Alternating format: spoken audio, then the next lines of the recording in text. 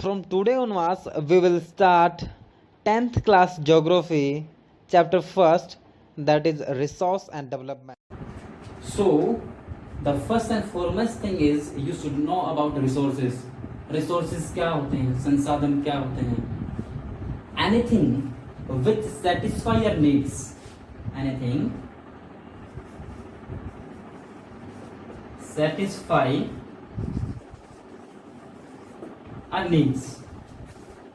कोई भी ऐसी वस्तु जो हमारी जरूरतों को पूरा करती है वो हमारे लिए संसाधन होता है.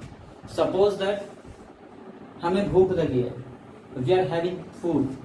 वो भोजन हमारे लिए रिसोर्स है. Suppose that if you are going to school and we are using any two wheeler और any four wheeler, it means जो फोर व्हीलर और टू व्हीलर हम यूज कर रहे हैं स्कूल तक जाने के लिए, these two things are resources for us. In the same way, right now I'm teaching to you, I'm using this whiteboard and this marker.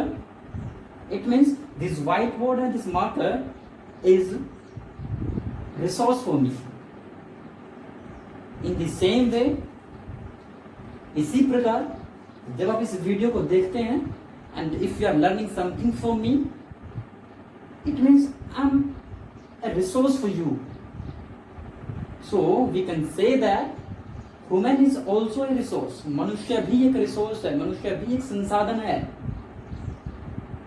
So we can say anything which satisfy your needs, वो हमारे लिए संसाधन होते हैं. But for a 10th class, that much only, it is not satisfactory answer. We have to extend the definition. Resources which satisfy your needs. Second, it should be technologically accessible. We should have the technology to use it. Here, I want to give the example of uranium. If we are talking about uranium, uranium is there in India, in Bihar, Jharkhand, Kerala and Tamil Nadu also. But if you are talking 10-15 year back, अगर हम 10-15 साल पहले की बात करते हैं, it is also there. But we are not having the technology to use it. उस time हमारे पास इसको यूज करने की टेक्नोलॉजी नहीं थी. So, how we can say that this uranium is resources for us if we are not having the technology to use it? When we come to know, with the help of this uranium, we can establish the plants and we can generate electricity. When we come to know the technology to use it, then only it become the resources for us. So, it should be technologically accessible. Third, it should be economically feasible.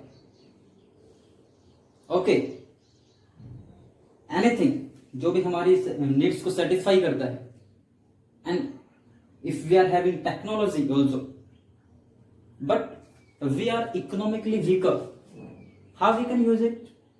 This one also you can understand with the example of uranium only. Suppose that we want to establish a plant of uranium, we want to generate the electricity. We know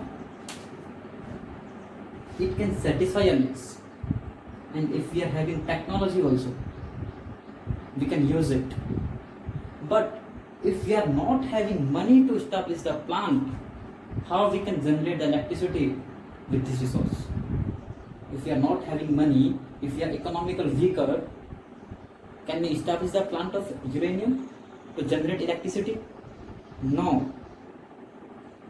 So it is also very important that it should be economically feasible. And now the fourth one is it should be culturally acceptable. In starting only, I told you the example of myself. If I'm teaching you, I'm a resource for you. I'm giving my services. Anyone like doctor, engineers, teachers who are providing their services to others, they all are resources for them. In modern India, there are some tribal community. If we want to give them education and if we want to give them health facilities, we are ready to give. But when we are going there, they don't want these type of outside touch. वो नहीं चाहते कि कोई हमारी सभ्यता संस्कृति को आके डिस्टर्ब करे, because it is not there in their culture. So resources वही होते हैं which is also culturally acceptable. That much only. So, everything available in the environment which can be used to satisfy our needs, provided it is technologically accessible, economically feasible, and culturally acceptable, can be termed as a resource. Next, there is a process to make the things as a resource. That is the process of transformation of things.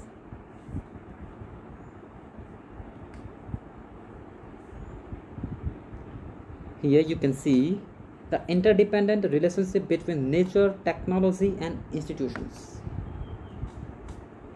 Human beings interact with nature through technology and create institutions to make the things very useful resources. Through that only we can accelerate our economy. I hope that you all have got it about the introduction of this chapter. So in next video we will start with the classification of the resources.